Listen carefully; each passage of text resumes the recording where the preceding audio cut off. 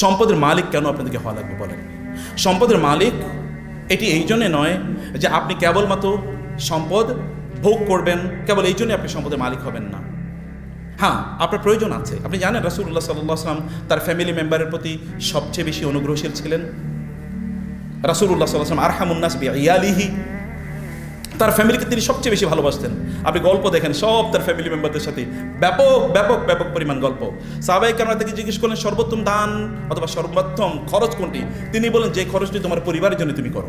আপনার পরিবারকে উত্তম রাখা এবং ভালো রাখা এটি আপনার জন্য দায় এবং এটা আপনার দায়িত্ব, এবং এটি আপনার সর্বোত্তম কাজ। এটি আপনার সর্বোত্তম কাজ, এর চেয়ে উত্তম কোনো কাজ নেই।